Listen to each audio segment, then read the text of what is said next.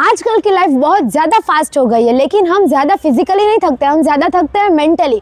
Pressure to success, fear of failure, confusion in decisions, fear of anxiety. अगर आप लोग भी ये सेम चीज़ें महसूस करते हो तो याद रखें, ये आज की प्रॉब्लम नहीं है।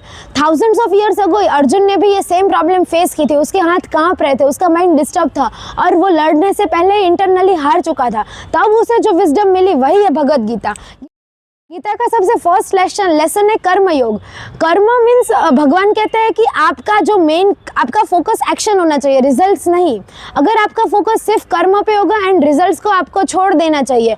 हम लोगों की हमारी मेन प्रॉब्लम ये होती है कि हमें प्रॉब्लम काम नहीं होता है, हमारा प्रॉब्लम होता है आउटकम के साथ हमारी अटैचमेंट। अगर मैं फेल हो गया तो लोग क्या कहेंगे, what if I fail, etcetera etcetera, बहुत सारी लंबी लिस्ट। बट जब हम अपना फोकस सिर्फ एक्शंस पे रखते हैं तब हम ऑलरेडी लाइट हो चुके होते हैं। और गीता हमें केयरलेस बनने को नहीं बोलती है। गीता बोलती है कि आप अपना काम करो, फिर अब फुल्ली वहाँ पे प्रेजेंट रह के and then you have to let it go.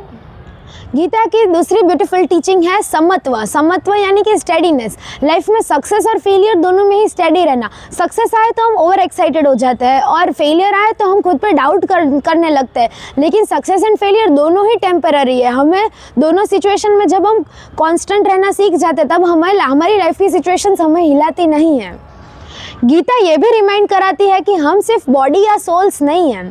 Thoughts आते जाते रहते हैं, इमोशंस बदलते रहते हैं, सिचुएशंस भी बदलती रहती है। लेकिन जो इस सब को ऑब्जर्व कर ले, यानी कि जो एक कांस्टेंट है वही आगे बढ़ सकता है। या मतलब जब हम किसी भी चीज़ से डरते रहते हैं तब हम अपने इनर सेल्फ को लूज़ करते जाते हैं। लेकिन जब हम अपने डीपर सेल्फ को समझने की ट्राई करते हैं तब हमारा फियर धीरे धीरे डिज़ोल्व होता जाता है और हम हमारे फियर और इमोशंस में नहीं आते हैं।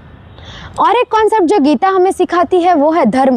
धर्म का मतलब सिर्फ ड्यूटी नहीं होता है। धर्म का मतलब होता है अपनी लाइफ को अपनी वैल्यूज़ के अकॉर्डिंग जीना। जब हम अपनी लाइफ को वैल्यूज़ के साथ अलाइन करके जीते हैं तो सक्सेस के बिना भी हमें हमारी लाइफ मीनिंगफुल लगने लगती है।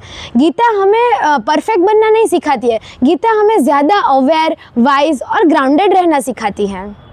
इस सीरीज़ में हम स्टेप बाय स्टेप देखेंगे कि गीता की ये टीचिंग्स कैसे हमारी लाइफ को मोर सिंपलर, कामर और डीपर बना सकती है। अगर आपको ये वीडियो अच्छा लगा हो तो लाइक करें, शेयर करें, चैनल को सब्सक्राइब करें और कमेंट ज़रूर करें कि आपने इस वीडियो के कौन से पार्ट को सबसे ज़्यादा कनेक्ट किया।